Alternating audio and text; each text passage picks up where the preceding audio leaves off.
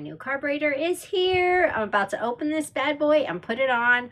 Fingers crossed. We got the box right here.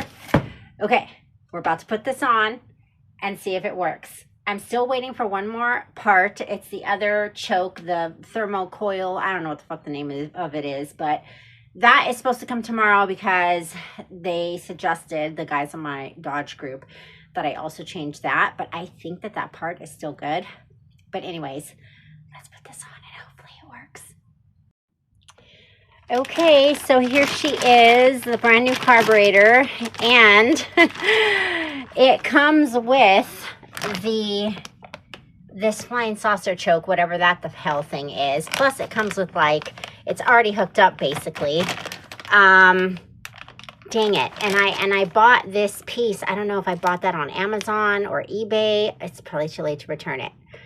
Every $10 or $20 adds up, you know what I'm saying? And I've already bought some of these parts. So, oh well, let's put it on. It's all shiny and brand new. Look at that. Oh, fucking cross your fingers for me that it runs.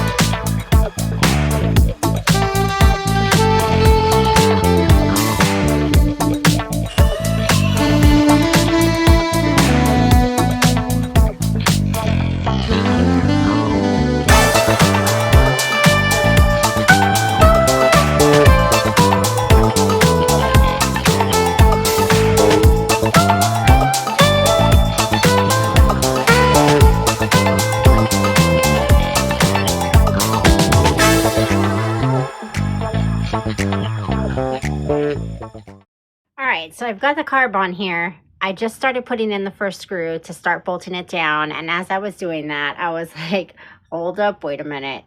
So this one has two ports down here. I don't know what you want to call them. Ports is what I'm calling them. The one on this side goes to the, I think this is the PCV breather. And mine, if you notice only here, only has one. Does not have that one on the other side.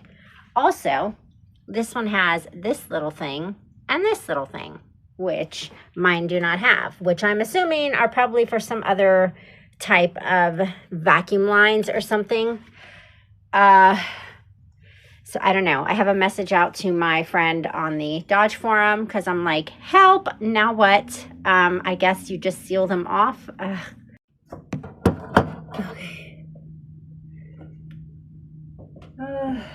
We're gonna see what happens. I don't know. Nothing worse could happen, you know?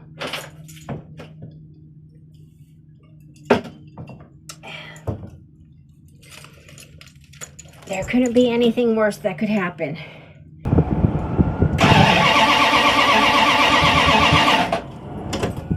Yeah, still not. I don't know. There must be something wrong with that hard line, maybe, that goes from the fuel pump. I don't know. Oh my God. I don't know what's wrong with this fucking van.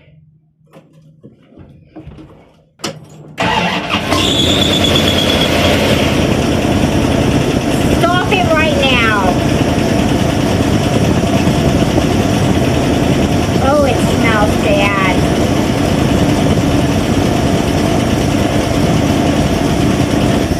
The belt was rubbing. Okay.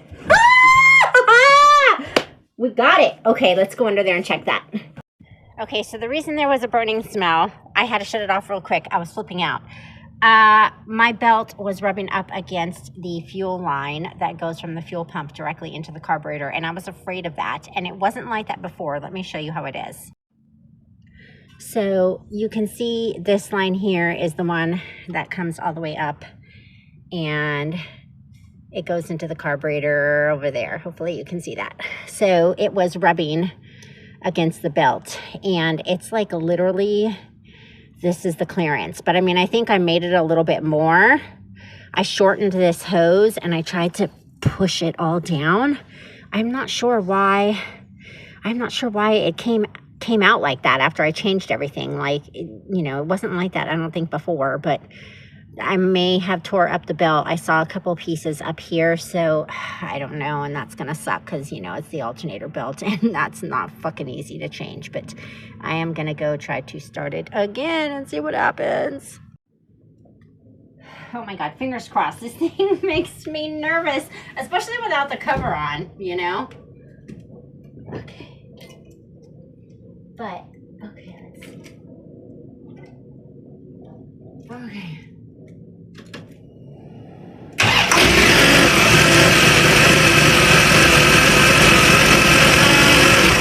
Yeah, now the belt's all fucking fried. Okay, well, at least it started right out. Well, actually, am I still recording? Yes. The belt doesn't seem too bad. I mean, a few little pieces came off of like the top, but it didn't crack. None of the teeth look cracked or missing. But I can like see it wobbling. Like maybe it's not tight enough. It feels like it's tight enough. Okay, let me roll my window down. I don't know why I feel so nervous now about starting this thing. I'm like scared it's gonna blow up in my face. I'm gonna try to start it and see what my temperature gauges say. I'm gonna try to leave it running. I don't know. I feel like it doesn't sound exactly right. It might need some tinkering since, you know, okay, let's just go. I'm nervous.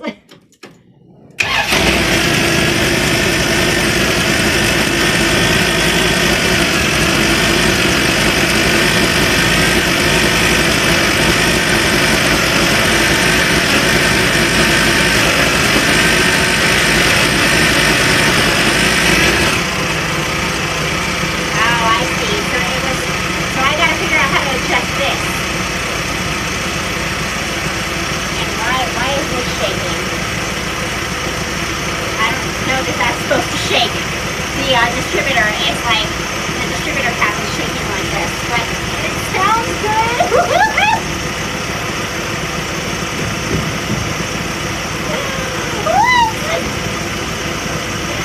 Oh my God, I really did it!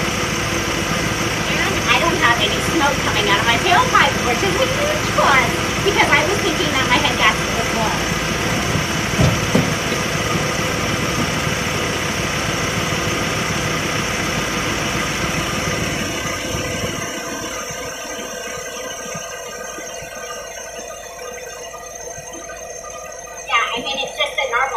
It's not like before, it was all white smoke fucking filling up my whole entire neighborhood, so I felt fucking like embarrassed to be starting it, but bruh. Hard work pays off!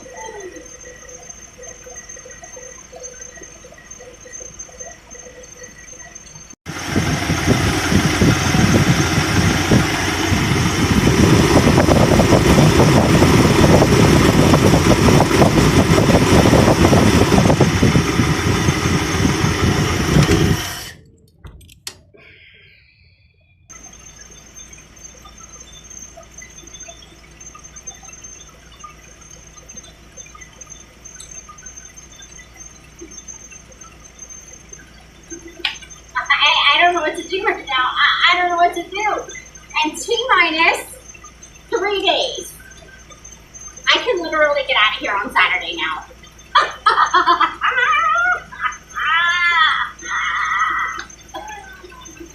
Oh my fucking God. Stop it. No overheating.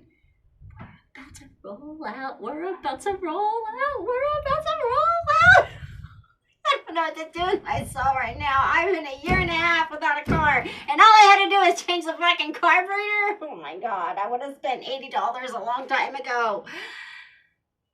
Oh well, it is what it is. Everything's meant to happen at the time that it's meant to happen. I'm just so fucking thankful. Okay, now I'm gonna try to see if I can secure the battery. I'm going to try to roll it around the corner to the gas station. Fingers motherfucking crossed. I'm going to try to put gas in it. I don't have any words right now. Let's go.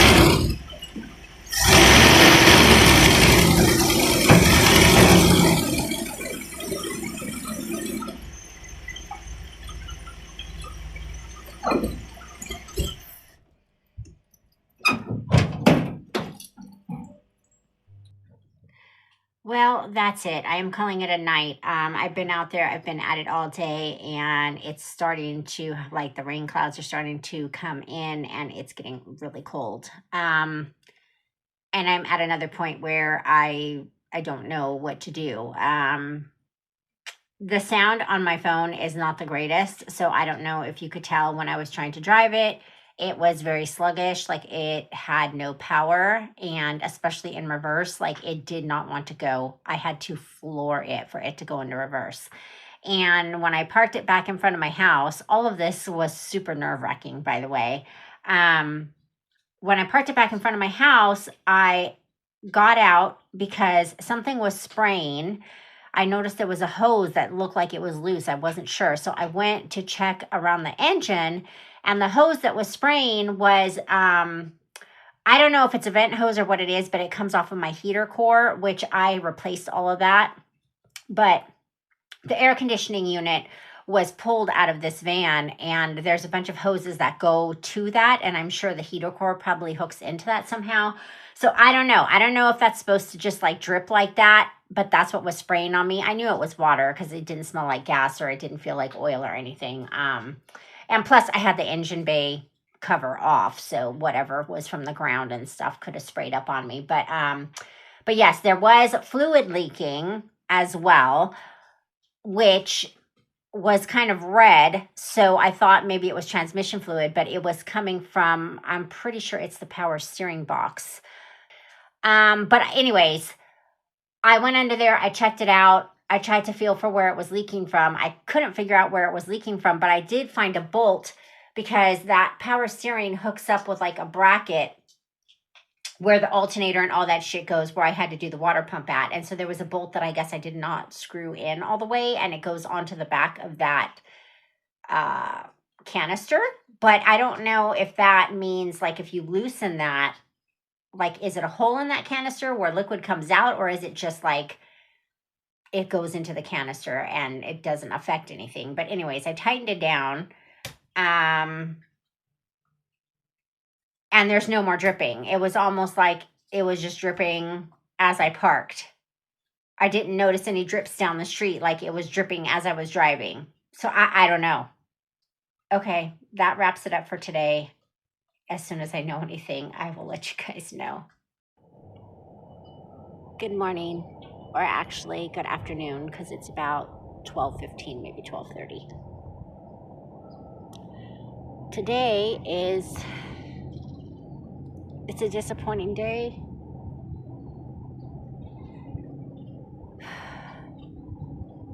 You know, I got the van running yesterday, and it's not 100%. I don't know what the issue is. It doesn't seem to have like power. The transmission like isn't catching or something. So like I have to literally floor it to get it to go. And then in reverse, especially, like it does not want to reverse. And I've checked, my fluid should be fine. I've changed the gasket and all the fluid. I did all that stuff like a couple months back when I first brought it home from the storage yard that I had it on. And you know, I'll admit I didn't check the fluid yesterday before I tried to take it on a test drive around the block, but I was sure it's full because I changed it like a couple months ago and it hasn't been driven. So I double checked it just now. I let it idle for at least 10 minutes. I checked it. It was a tiny bit low, but it wasn't anything to be concerned about. So I threw about half a quart-ish in there, 3/4 of a quart.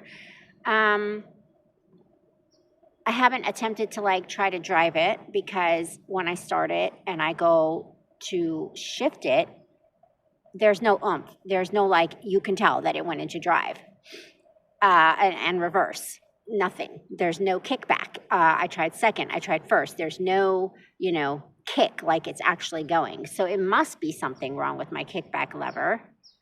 This is, I guess, a thing that everyone is saying on Dodge, on Chrysler. There's like, this kickback bar that comes from the throttle and it goes all the way down to the transmission. I crawled under there. I checked everything. Everything's connected. I did it by hand. It goes up. Everything's working. So it's highly likely that, ironically, the luck of my luck, that the transmission could just also have randomly decided that it wanted to go kaput. Because I do know it's not leaking, but it's seeping, if that makes sense, around the front of the transmission, where that would be an indication that like the transmission seal is going out. So it's not like a drip. You won't see any fluid on the floor, but you can see it's wet there. So I don't know.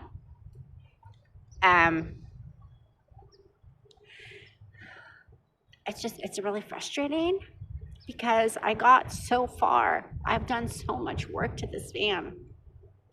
And I just wanted to be able to see if I could get it to turn over and start and then be able to go from there. And I mean, it ran perfectly fine before. So I figured if I can just get it started, that should be more than half of the battle. And I should just need a couple fine little tweaks or whatever, and it should be okay. But it's not. And today is Thursday, and I need to leave by Saturday. I have to leave. I have to go to Portland because I cannot stand to stay in this living situation 1 minute longer. And even though it's just an Amazon job, like the hours and the pay for me are like the perfect setup so that I can still run my Etsy business and just use my money from the Amazon job to, pay rent and be able to get caught up on the things that I have been behind on. So it's just that little extra secure source of income that works for me and for my situation. So one way or another, I have to go up to Portland.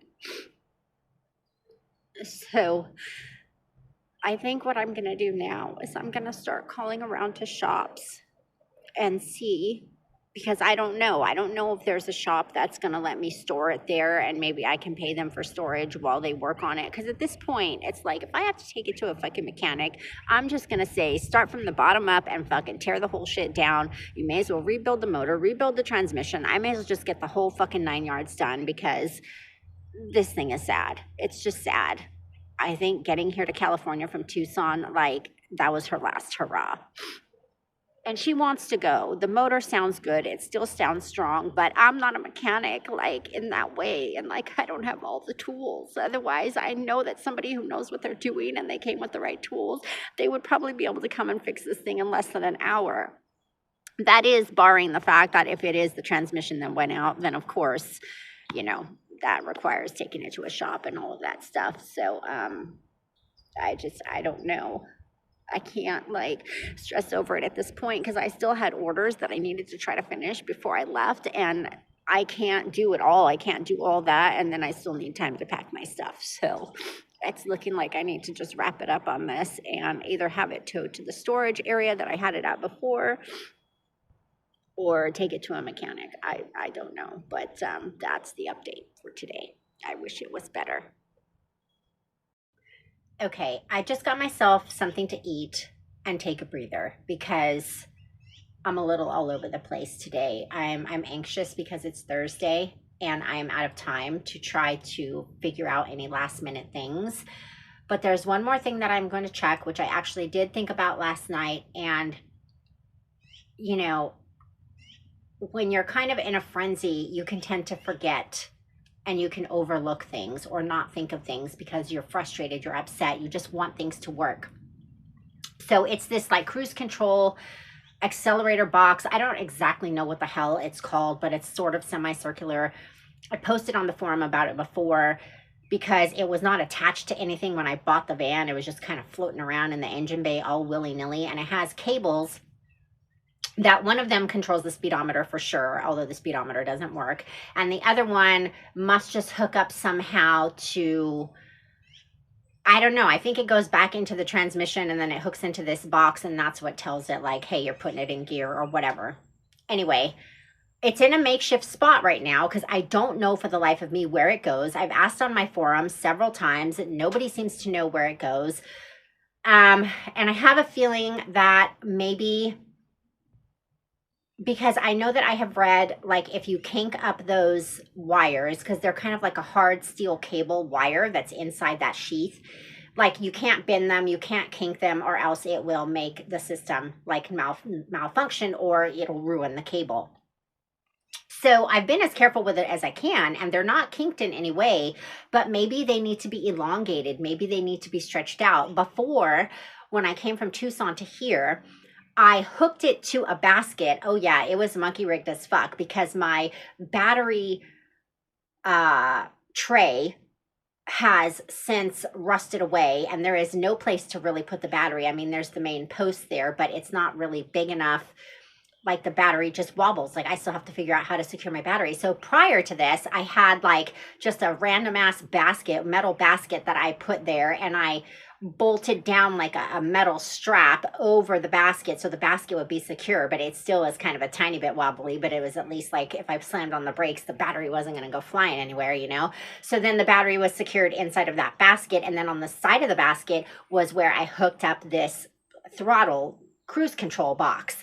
But now, let me show you that I've added the reservoir for the overflow for the radiator. I don't know if I have enough clearance to hook that part back up here, but I might have to do that, and I might have to turn the battery sideways. Let me show you guys what I'm working with.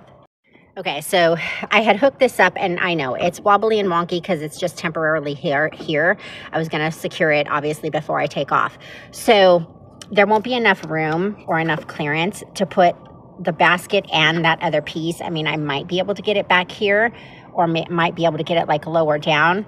I was thinking that if I turn the battery this way, because I have a different basket which has a narrower profile, but I think the basket is not, I think it's too long to fit this way. So anyways, or I might have to go buy a different basket or something. I've got to figure something out to tie it all down and strap it together. But let me see. I think you can see this box that I'm talking about. There it is. This right here. Do you see this coming out? This is the thing I'm talking about, and there's 2 cables that are hooked to it. I'm about to crawl under here right now and take it off and show you guys, and I'm about to double check that they're in there tightly and securely, and I'm about to undo it from its makeshift position right now and see if I can move it back up here somehow. So that's why I have these holes on the firewall, because originally we had tried to bolt it up there, but you'll see when I get the part out, it's a weird, awkward way that the piece sits, so you can't really put it flush back up to anything. So let me get down there and let me mess with this, and I'll check in a sec. This is the box that I'm talking about, and now I can see that it's leaking down under here. Just went inside to grab a sandwich before I come out and try to mess with this, and I have the same thing again, dripping. It must be coming from the power steering box. It's dripping all on this. Oh my God. What is going on? I found the culprit of my leak. It is a hose that hooks into the, I think it's the power steering motor. It's attached to the steering column, and it's a big, weird looking, robotic looking weird thing, and I think it's like the power steering, yeah, the motor. I think that's what it is. Anyways, let me show you guys, because yeah, I was looking around and I was like, where the hell could the leak be coming from? You see this hose right here? It's dripping from there. Maybe that might be part of the reason why I'm losing power. So this one of course has some kind of a weird fitting on the end.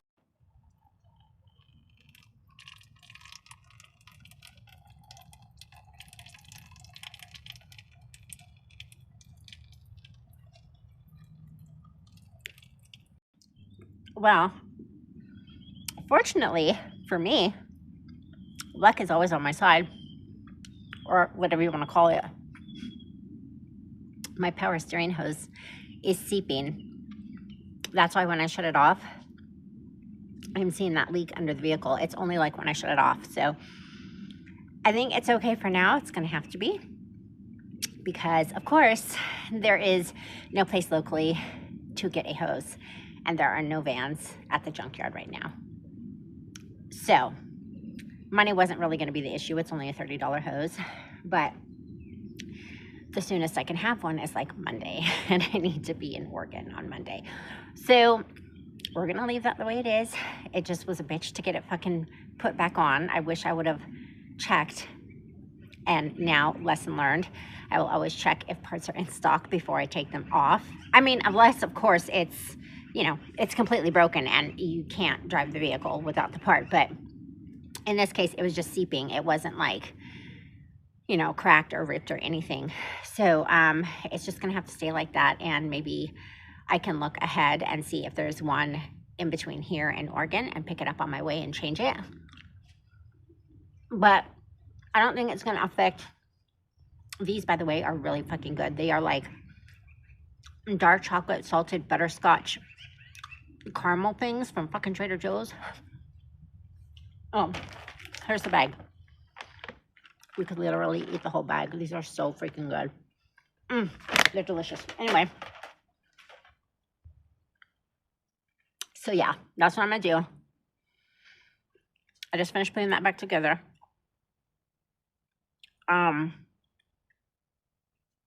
Excuse me for my caramel. I'm not sure about the overheating issue. The van does seemingly sound fine to me. It doesn't seem like it's actually overheating, even though it's saying it is. One other guy said that the gauges just seem temperamental. And that's kind of what I'm going with because, you know, I was messing around with this issue with the overheating after putting a brand new water pump and everything. And I'm like, there's no reason for it to overheat like that unless after changing all of those components, it would have to mean that there is a blown head gasket because everything else is good. So there's no reason for it to overheat. So it's that or like a short or the gauge is just fucked up. And no matter how many thermostats I put, it's like always reading hot. But yeah, that's nerve wracking. I don't know if it's worse having the gauge that doesn't work or having a gauge that just tells you it's hot all the time. It's nerve wracking either way.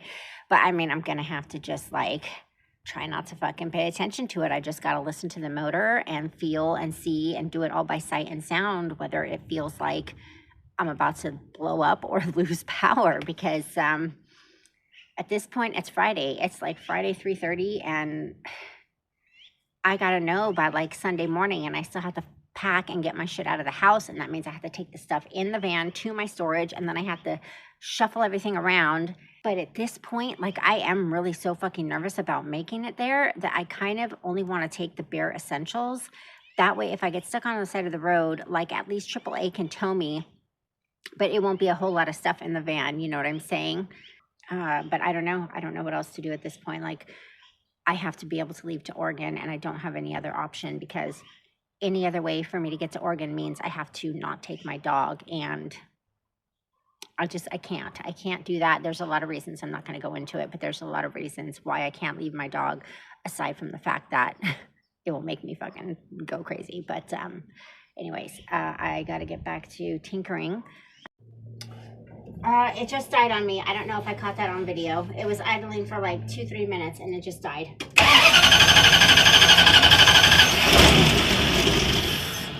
Oh, we're back to the same bullshit. Something else is wrong. It's like hissing, something with a vacuum line or a fucking exhaust leak.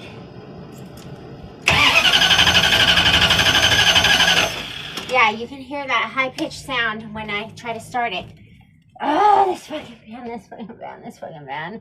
I have to quit. Because I gotta just make sure that I'm getting to Oregon for this job. So I have to like leave this. I have to come back later. That's just the consensus. Peace out. It's Saturday and I have decided that I canceled my trip to Oregon. I withdrew my job application from Amazon because I just don't feel comfortable. I know that this van's not 100% and I don't want to take a risk of driving it the way it is and make something worse and then be stuck on the side of the road and have nobody to come and help me. I mean, except for AAA, which can only do so much if you have limited finances. So I just did a very, very thorough check over. I'm not finding anywhere where there's any vacuum or exhaust leak. I'm not seeing any cracks in my manifold. I tightened the bolts down because I did change those gaskets. And, you know, I know that I tightened them down enough, but they tightened a tiny bit more. So, I mean, I don't know what else to do. I'm about to try to fire it up and see if it will even start because yesterday it died while idling and it wouldn't start back up again. So, I'm not going to do very much on it today, but I wanted to come out here and I wanted to check those couple of things. And then I'm going to order the power steering hose, you know, because that wasn't going to be able to get here until later this upcoming week. So since now I'm not going anywhere, I'm going to order the power steering hose. I don't know. Let's try and see if it'll start.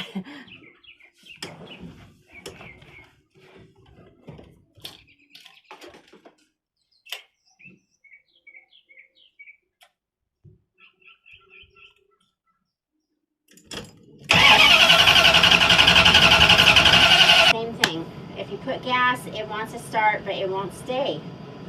So it's got to be the timing and all that, which I'm taking it to a mechanic. Like, I'm over it. All right.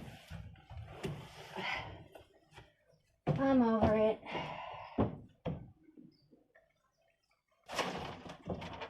So I'm going to put this back on so that whenever the fucking sheriff comes by, it doesn't look like it's an abandoned vehicle, because I don't need another ticket.